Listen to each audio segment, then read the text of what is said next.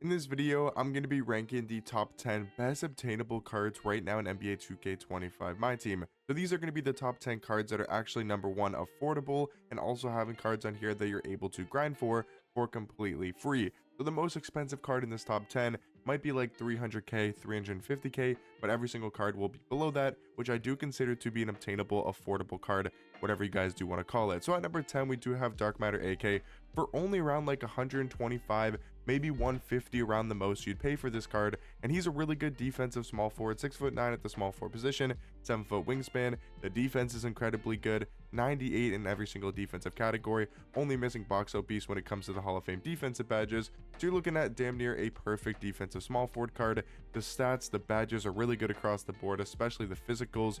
Even the playmaking is really good for AK, 95 ball handle, 95 speed with ball. But I would say one of the best things about this card, besides his defense, is going to be that jump shot. The Matt Ryan base is seriously one of the better bases this year. I love it on other cards like Michael Jordan, of course, Matt Bonner, Matt Ryan, of course Matt Ryan, but all really good jump shots. And the Cody Martin upper is pretty solid as well on very quick. So I do think he's got one of the better catch and shoot jump shots in this game. He's not really going to be used as a scoring card. If you're picking up this card at the small forward position, don't expect him to run your offense or, score tons of points off the dribble. But I mean, I've scored 35 points with this card in the No Money Spent. If you guys remember that one episode, I scored 35 points with this card mainly just off catch and shoots and getting to the basket. I mean, this card is extremely good offensively, but is mainly known as a defensive card. Number 9 is going to be Dark Matter Luol Deng. We're talking about another great defensive small forward for even cheaper of a price. I do believe Luol Deng is still under a buy now, which is honestly insane to me. I don't really know why he's so cheap because he is great at the small forward position. And yeah, I'm looking on Xbox, he's 90,000 MT. Kind of crazy to me. 90k for this card is an absolute steal. One of the best just value cards in this game for that price. You're not going to find much better than Luol Deng. 6'9" at small forward, just like AK, 7-foot wingspan.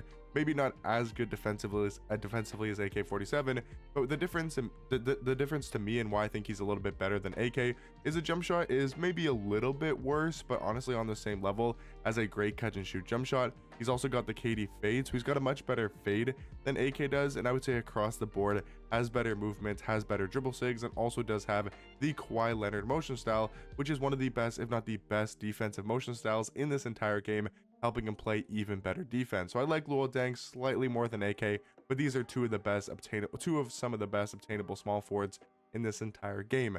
Number 8 is going to be Dark Matter Rick Barry. I think this card is extremely good for his price. 6'7" at shooting guard, 6'11" wingspan. Another card that again doesn't really go for much MT. He might be like 150 to 200k at the most, and you're probably saying paying that much for Rick Barry sounds crazy because in most 2Ks, Rick Barry is never really that great of a card. I'm sure there's probably been some good Rick Barry cards in past My Teams, but this is to me the best Rick Barry card that I can remember in a while because they gave him a good jump shot on very quick, Pro 2 fade. But take a look at the dribble sigs they gave this Dark Matter Rick Barry. They gave him the best dribble style in Darius Garland, they gave him one of the best escapes in Trae Young, and they also gave him the best behind the back in Trae Young as well. So incredible sigs. Even the Fox size up is good. He doesn't have a motion style, which is kind of disappointing. It'd be nice if he had like a Drew Eubanks or Caruso, one of those would help this card out, but I still think Rick Barry, because of his offense, this card is really good for an affordable obtainable shooting guard. Number 7 is going to be another shooting guard, and that's going to be Aman Thompson.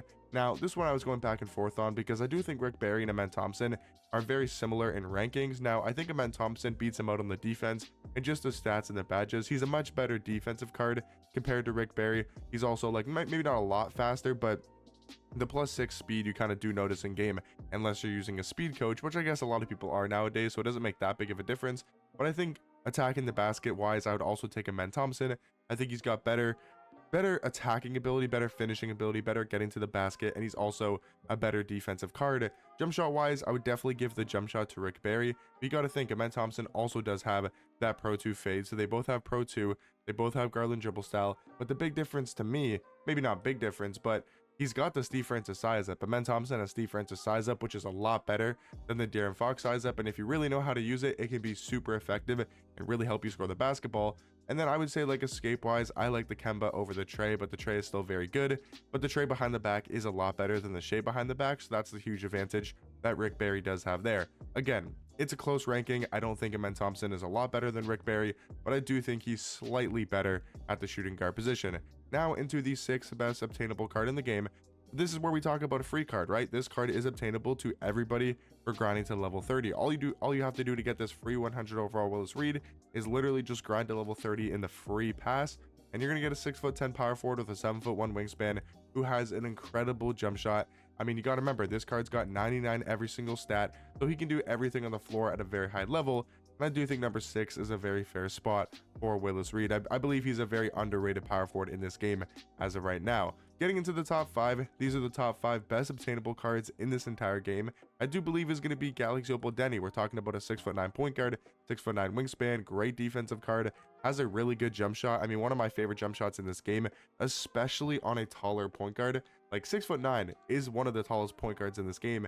And he's also come down in price since the downtown super packs dropped. I don't think he's much more than 150k at the max. Like if you're paying more than 150, probably just wait till next Tuesday to buy this card. But if you're looking at it today and you're looking at the market, he's a good price. Like 150 and below is really good for Galaxy Opal Denny, and I would say he's the best obtainable point guard currently in this game. Now, top 4 is going to be Dark Matter Artis Gilmore, and number 3 is going to be Dark Matter Mark Eden, for the simple fact that I think these two cards are very, very similar at the center position. If we actually compare Artis Gilmore to Mark Eden, you guys will see the similarities between these two cards. So yes, Mark Eden, he's going to be taller, 7'4" with a 7'8" wingspan, does have the better player model, weighs more.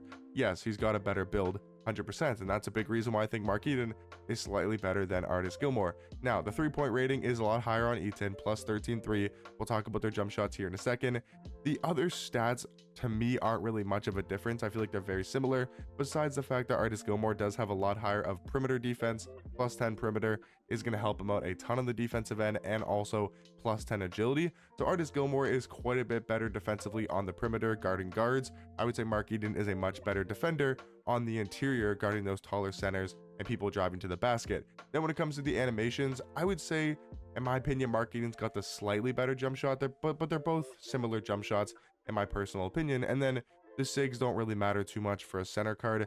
I just think because of the jump shot being slightly better, because of the size difference, I'm going to give this slight edge, very slightly, to Mark Eden as the 3rd best obtainable card in this game. Number 2 is going to be Invincible Paul George. Again, he's obtainable by just hitting level 40.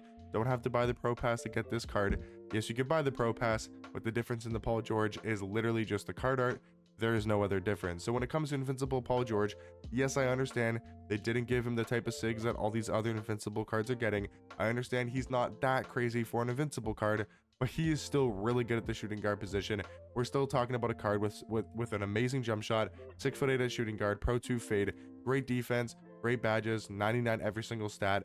I do believe for an obtainable card, he is number 2 in this game. And then of course, guys, at number 1, it's got to be Dark Matter Beasley. I mean, we're talking about what, a top 3 small forward in this game after Bob Pettit, after Giannis, which are both unobtainable cards for 99.9% of the community. Like, who's got 5 million plus to go by Giannis? At least I think he's going for 5 mil plus, or he's going for, I mean, he's going for a lot, right? He's going for a lot. And then Bob Pettit, of course, is going to be unobtainable for most people in the summer festival. So Michael Beasley is the 3rd best small forward in this game, and he's easily the best obtainable small forward. For again, I got mine for 290k. I think he's gone up a little bit in price. I think he's up to like 350 would be my guess at the most. So if you can get this card for under 350, that is amazing value for one of the best small forward cards in this entire game. And yeah, he's just incredibly good. My favorite jump shot, Pro 2 fade.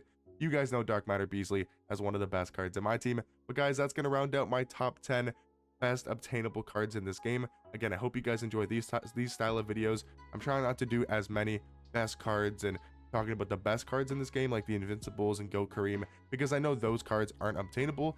But I hope you guys do like these videos where I go over the top 10 best obtainable point guards, top 10 best obtainable shooting guards, obtainable small forwards, you know, and give you guys tier lists and stuff like that. I hope you guys do enjoy these videos because I think they're more helpful to you guys to actually building squads and knowing what cards you can actually afford and obtain right now in my team.